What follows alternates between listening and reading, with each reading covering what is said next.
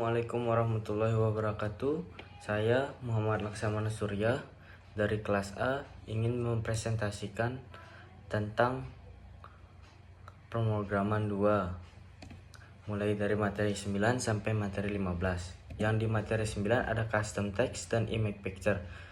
Di sana ada 3. Yang pertama, membuat web custom text untuk menampilkan teks dengan gaya dan ukuran yang disesuaikan. Kedua, menggunakan image picture untuk mengakses gambar dan galeri kamera utama. Ketiga, menerapkan penggunaan custom text dan image picture dalam aplikasi Flutter. Yang pertama, di situ ada membuat web custom text untuk menampilkan teks dengan gaya dan ukuran yang disesuaikan. Web custom text di Flutter adalah web yang memungkinkan Anda menampilkan teks dengan gaya custom.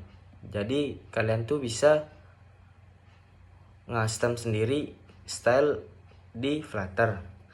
Berbeda dengan web text biasa. Custom text biasanya mengacu pada implementasi khusus yang dibuat oleh developer untuk memudahkan pengguna teks dengan style yang konsisten dan di seluruh aplikasi. Jadi di aplikasi itu sudah disediakan fitur untuk penggunaan teks. Jadi kita bisa bebas berkreasi menggunakan fitur-fitur yang ada di dalam teks tersebut. Kedua, menggunakan image picture untuk mengakses gambar dari galeri atau kamera. Image picker adalah komponen atau library yang memungkinkan pengguna untuk memilih gambar atau foto dari perangkat, baik dari galeri, album foto, dan sejenisnya. Atau juga kita bisa langsung mengambil gambar. Nah, image picker ini sebuah jadi kita tuh bisa mengambil gambar langsung terus diaplikasikan ke aplikasi tersebut, misalnya ke Flutter atau ke Figma. Fungsi utama image picker tuh kayak memilih gambar dari perangkat, mengambil foto baru menggunakan kamera, mengolah gambar yang dipilih. Jadi kita mengolah gambar yang dipilih itu kita bisa crop, ubah ukuran gambar, dan kita bisa mengcustomize gambar tersebut lah. Nah, menerapkan penggunaan custom text dan image picture dalam aplikasi Flutter. Nah, di situ ada codingan untuk dari gambar tersebut nanti kita pindahin ke Flutter. Nah, nanti akan ditunjukkan gambar kodenya tersebut di sini. Pertemuan 10 di situ ada skeleton text dan presentasi UI Flutter.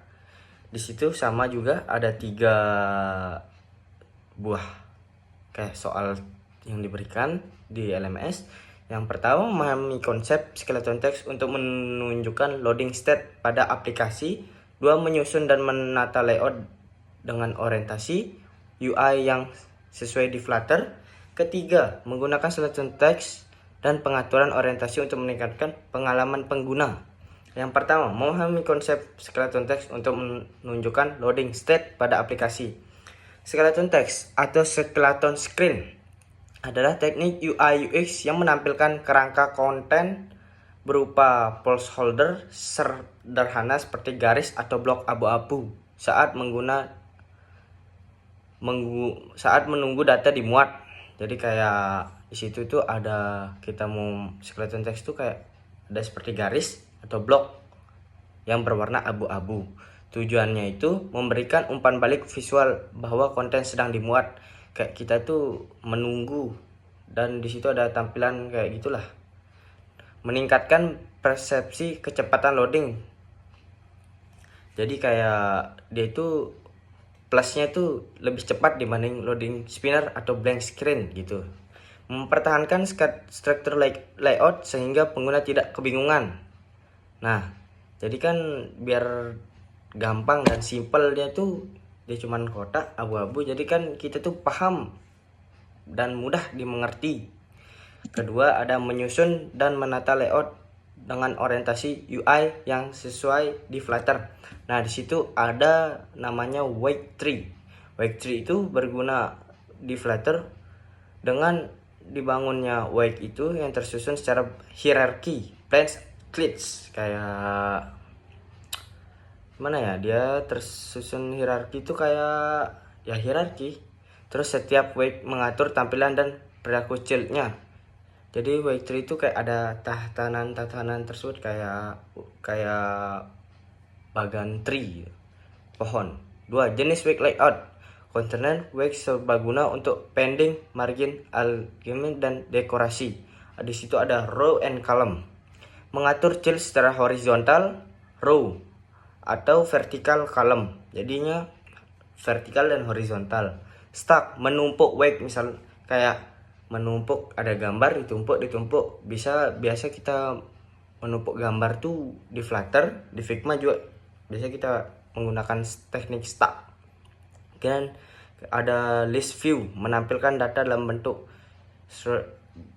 list, kayak kita harus list ini list pertama ada ini, kita mengerjakan itu kayak ini, kayak berurutan lah, mengantri itu kita ngerjainnya.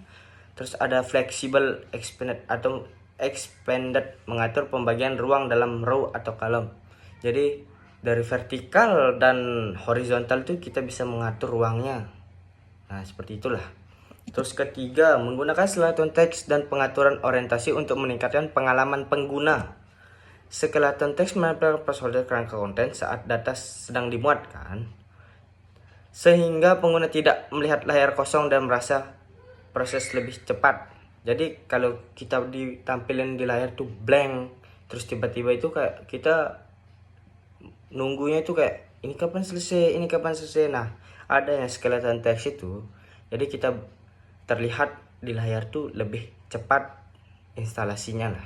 Jadi kayak kita tuh ndak overthinking kayak ini kapan selesai installnya, kok lama sekali. Nah, itulah. Terus pengaturan orientasi, menyesuaikan tata letak berdasarkan orientasi perangkat, portrait atau landscape agar konten tetap mudah dibaca dan nyaman digunakan. Jadi kayak kita tuh mengcustomize biar kita nyaman, kita lihat, ndak bingung kita gimana, kayak biar enak aja kita lihat di mata itu. Sebenarnya dua-duanya itu lebih responsif dan mengurangi kebingungan pengguna, kayak gitulah, kayak biar kita ndak bingung adanya fitur-fitur itu. Makanya ada namanya pengaturan orientasi. Pertemuan 11, di situ sampel berbentuk Flutter. Di situ sama juga ada 3 soal. Membuat form input dan menggunakan wake form dan text form field di Flutter. Validasi data yang dimasukkan pengguna ke dalam form menggunakan Flutter. Ketiga, melibatkan tindakan pengguna dalam form seperti submit atau reset. Nah, yang pertama itu membuat form input data menggunakan wake form dan text form di Flutter. Form yang kita tahu, wake yang bahwa kita harus tahu wake form dan text form di Flutter itu ada 2. Pertama, wake yang berfungsi sebagai kontainer untuk mengkelompokkan dan memvalidasi beberapa field input. Text form adalah wake input yang mendukung validasi, styling, dan pengelolaan nilai. Nah, wake form itu kayak, jadi kita mengelompokkan beberapa file dan memvalidasi beberapa file input, kayak kita ngerubah dan lain-lain itu kita kelompokkan dulu, baru ada nama jenisnya itu text form field. Jadi kita di sana kita ada validasi, styling, dan pengelolaan nilai, kayak kita mengeditnya itu di text form field. Apa itu? Terus kedua itu kan ada soal validasi data yang dimasukkan ke dalam form menggunakan Flutter. Di situ apa itu validasi form dan Flutter? Di Flutter, proses pengecekan data yang diinput pengguna sebelum dikirim atau diproses pengguna. Nah, sama kayak tadi itu. Text form field mengecek setiap input, form state mengontrol validasi sebuah form. Nah, yang ketiga, melibatkan tindakan pengguna dalam form seperti submit atau reset. Submit itu mengirim data ya, lebih tepatnya kayak kita mengirim data, terus misalnya kita mengerjakan ujian nih, terus kita submit tuh. Nah, jadi data itu terkirim Kalau ngeriset, menghapus data, kayak mengulang data gitu. Mengulang data yang misalnya ini salah, kita riset untuk mengulang data, kita ngerjain ulang. Nah, itu bedanya. Terus pertemuan 12, di situ ada desain penggaris satu Figma ke Flutter. Di situ juga ada 3 soal. Mengkonversi data UI dari Figma ke dalam kode Flutter.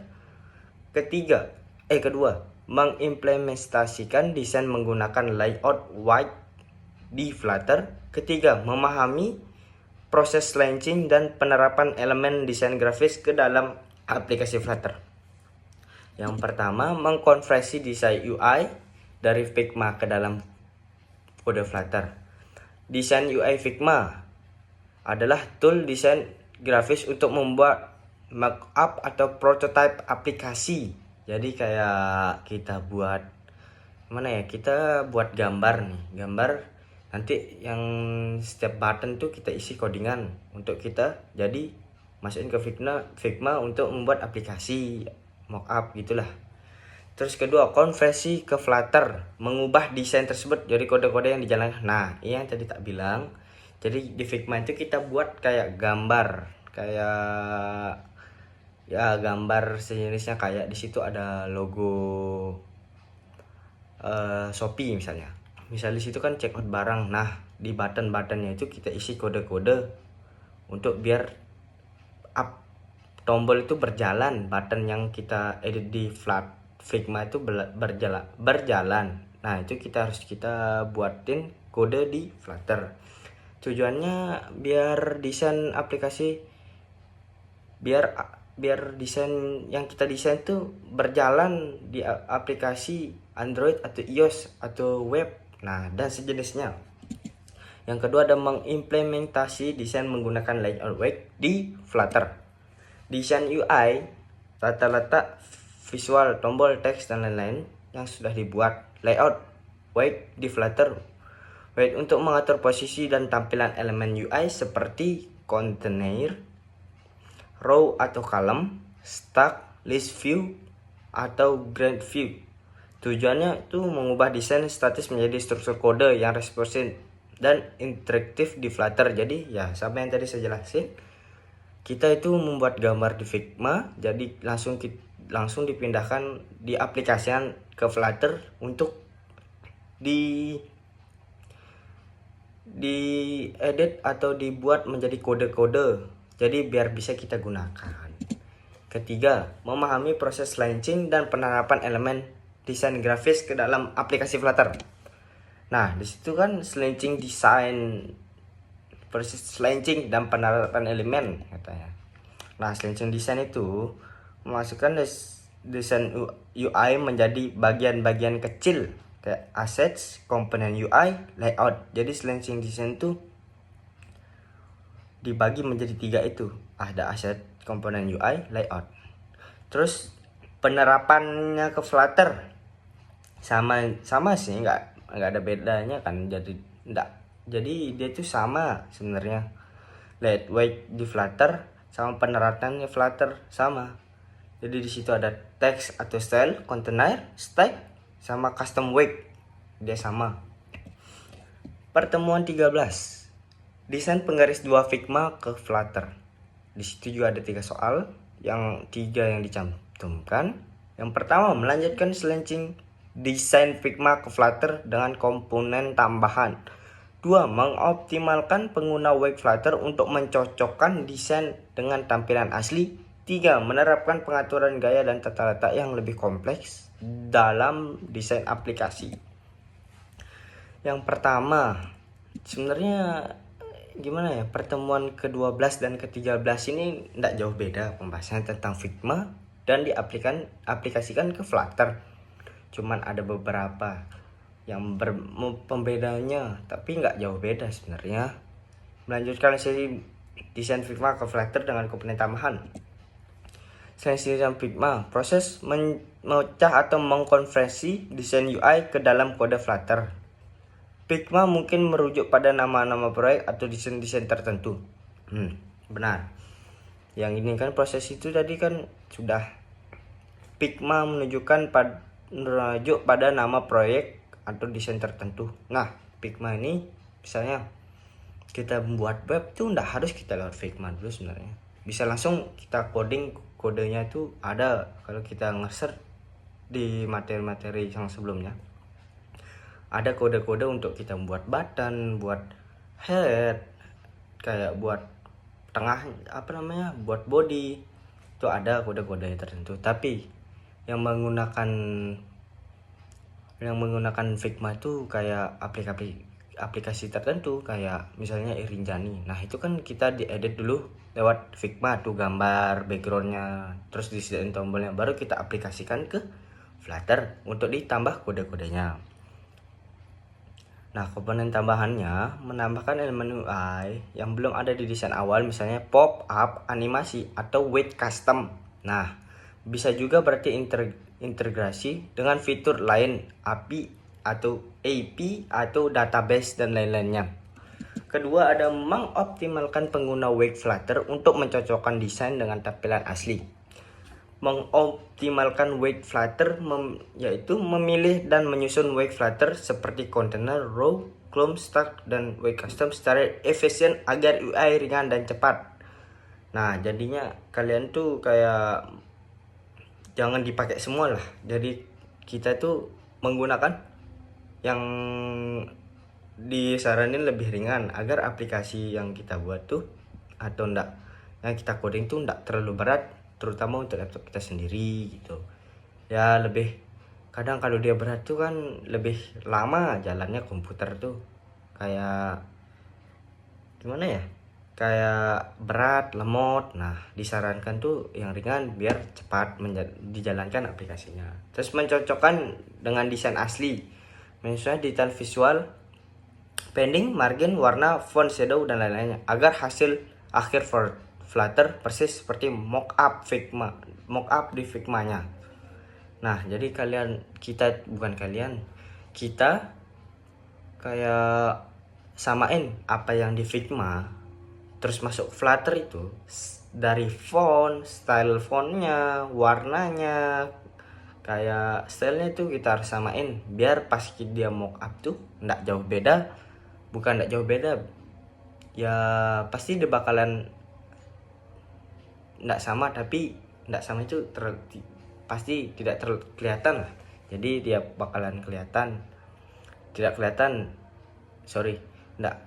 kelihatan, harus di kayak gitu, di edit stylenya, marginnya, warna, font, shadownya disamain biar mockupnya itu kelihatan. Terus soal ketiga itu ada menerapkan pengaturan gaya dan tata letak yang lebih kompleks dalam desain aplikasi. Nah, gaya itu style yang lebih kompleks. Kita membutuhkan gaya yang lebih kompleks. Satu, biasa kita menggunakan kombinasi properti desain seperti gradient, shadow, atau border custom. Kayak biar lengkung, tidak simetris, animasi, transisi halaman, efek interaktif, tipografi kompleks, font dinamis, spasi antar karakter, dan lain-lain. Tata letak layout yang lebih kompleks, mengatur weight dengan overlap elemen, menggunakan stack dan position, responsif adaptif ke berbagai ukuran layar dan media, query atau layout builder. Grid dinamis, misal kayak yang kolom-kolomnya bervariasi, kotak-kotaknya bervariasi. Nah, itu kita tata letaknya kita atur biar sedemikian mungkin enak dilihat. Sekarang di pertemuan 14, desain penggaris 3 Figma ke Flutter. Yang pertama itu sama juga, ada 3 di sana. Yang pertama mengimplementasikan elemen desain terakhir ke Figma ke Flutter. 2. Menyempurnakan desain UI dengan menambahkan animasi dan efek transisi. 3. Menerapkan praktik terbaik dan dalam slinching dan membangun UI responsif di Flutter. Pertemuan 14. Kan tadi itu yang soal pernah mengimplementasikan elemen desain terakhir dari Figma ke Flutter. Di elemen desain terakhir tuh kayak komponen UI terbaru yang telah disetujui seperti tombol, card, navbar, animasi, atau pelet warna. Nah, yang itu desain terakhir, jadi kita sempurnain kayak animasinya kayak gimana, warna yang cocok terang kayak gimana, terus tombolnya ini harus kayak, biasanya kan kita misal backgroundnya apa, tombolnya itu warnanya apa. Nah, itu di situ kita harus sesuaiin di desain terakhir. Kalau pas implementasi ke Flutternya itu membuat elemen tersebut dengan wake Flutter seperti container, textile, dan page seperti Flutter untuk aset desainnya. Jadi kayak kita tuh harus yang di awal pas masuk ke Flutternya itu kan ini dari Figma. Yang pertama itu textile-nya harus kita samain. Kadang kalau berubah itu dia kayak aneh rupanya kalau ntar pas di run di Flutternya itu. Terus pokoknya kita buat dulu lah sama mungkin dari Figma itu ke Flutter.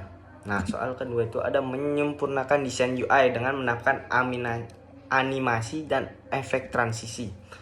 Nah, animasi ini kayak gerakan elemen kayak fade in bounds, kayak pergerakan custom. Jadi kayak kita tuh kayak kita pencetnya ada slide swap up kayak teng langsung naik ke atas. Nah, animasinya itu terus kayak biasanya animasinya tuh kita bisa buat di Flutter tuh kayak misalnya tombol yang di Figma tuh merah, nanti kalau udah masuk ke Flutter jadi kita pas pencet tuh keluar jadi warna hijau gitu. Nah, itulah itu namanya efek animasi. Dan efek transisi itu perubahan halus antara keadaan dalam atau halaman, kayak kita mencet ini terus ada nge-slide efek gitu. Nah, itu biasanya efek transisinya. Terus soal ketiga itu ada menerapkan praktik terbaik dalam slanching dan membangun UI responsif di Flutter. Slanching UI memecah desain komponen-komponen kecil baik Flutter. Nah, mohon maaf sebelumnya ini kayak saya menjelaskan dari intinya. Kalau soal kode-kodenya nanti bisa kalian research di Google atau gimana, di materi juga bisa. Terus di situ UI responsif menambah tampilan yang beradaptasi dengan berbagai ukuran layar kayak mobile, tablet, desktop gitu. Teknik yang digunakan itu biasanya pakai media query, flexible dan expanded, layout builder, dan aspect ratio. Jadi sebenarnya yang dari materi 12 kalau nggak salah ya, yang desain pelanggar Figma 1 itu sebenarnya dia hampir sama, tapi bukan hampir sama sih, sama tapi lebih detailnya itu dijelaskan tuh lebih di pertemuan 15 kayak desain proyek UI dan UX. Nah, ini yang sering dibahas di kelas. Jadi kayak mohon maaf sebelumnya kalau di pertemuan 9 sampai pertemuan 13 agak kurang mengerti, soalnya kurang memahami lah. Karena kalau kita belajar di rumah itu lebih agak kurang daripada kita belajar langsung di kelas itu, lebih mengerti. Nah, kita lanjut di pertemuan 15 ada desain proyek UI dan UX. Menerapkan semua konsep yang ada ada 3 soal yang di sana di LMS disuruh cari. Yang pertama, menerapkan semua konsep yang telah dipelajari dalam proyek desain UI dan UX Flutter. Kedua, merancang aplikasi dengan antarmuka penggunaan yang menarik dan fungsional. 3, mengoptimalkan pengalaman pengguna UI dan UX dengan manfaat elemen desain dan interaksi yang tepat. Yang pertama, menerapkan semua konsep yang telah dipelajari dalam proyek UI UX Flutter. UI design memilih warna, dia sebenarnya hampir sama. UI design tuh memilih warna, tipografi, dan layout yang konsisten biar kita bisa lihat enak dilihat juga. Menggunakan web Flutter seperti material app, scaffold, list view dengan efektif. Ya kita menggunakan itu sebaiknya yang dengan efektif aja, nggak yang berlebihan. Memastikan antarmuka responsif, kayak antarmuka itu kayak berbagi layar gitu dengan sejenisnya lah. UX design fokus pada pengamatan pengguna, mudah dinavigasi, inisiatif, menerapkan prinsip aksesibilitas, kontras warna dan ukuran teks, memperhatikan alur interaksi, kayak menerapkan prinsip fleksibilitas itu kontras warna, ukuran teksnya, memperhatikan alur interaksi itu kayak tombol yang ditekan, animasi halusnya itu kita harus perhatikan juga gitu. Terus soal 2, merancang aplikasi dengan antarmuka pengguna yang menarik dan fungsional. Antarmuka dan menarik itu sebenarnya kayak kita harus berkreasi keinginan kita sendiri, kayak biar yang kita buat tuh menarik kita lihat, nggak ngebosanin, kayak kita sendiri yang ngedesain tuh. Jadi di situ jiwa-jiwa desain kita tuh harus dimainin, kayak ya kita harus buat dia secantik, semenarik mungkin web itu. Terus soal ketiga ada mengoptimalkan pengalaman pengguna dengan memanfaatkan elemen perdesain yang interaksi yang tepat. Nah di sini menurut yang saya dapat, kayak memilih elemen desain yang tepat, kayak layoutnya, terus warna dan tipografi, icon dan ilustrasinya, kayak itulah, biar dia tuh sama, biar bagus. Terus interaksi yang intuitif, feedback, navigasi sederhana, animasi bermakna. Kayak ada animasi bermaknanya tuh seperti kayak biar kita tuh membantu pengguna memahami fungsi tanpa penjelasan teks, kayak ada tanda panah kan di situ ada teks, cuman ada tanda panah aja, jadi kayak kita tuh mengerti harus pencet ini gitu. Terus interaksi yang udah tadi. 3, prinsip UX yang diterapkan harus konsisten, aksesibilitas, user created design. Nah yang konsistensi itu pola desain serupa di seluruh aplikasi. Jadi kita harus mengikuti lah standarnya aplikasi itu kayak gimana. Pasti ada standarnya kan. Aksesibilitas biasanya digunakan oleh semua kalangan. Jadi aksesibilitas nih kayak kita mengakses tuh biar gampang diakses untuk semua kalangan, untuk anak kecil, untuk orang dewasa gitu.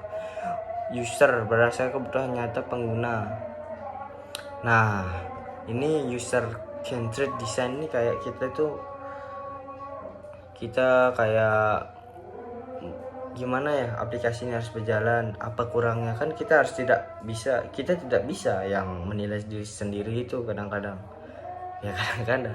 Jadi kita harus minta penilaian dari orang lain, kayak gimana aplikasi ini. Itulah yang dimaksud dengan prinsip UI yang diterapkan. Nah sudah sekian, terima kasih. Cuman segini yang saya bisa sampaikan. Mohon maaf jika kurang jelas ataupun kurang banyak yang saya sejujurnya sendiri masih belajar mendalami tentang pemrograman buat. Terima kasih. Assalamualaikum warahmatullahi wabarakatuh. Selamat malam.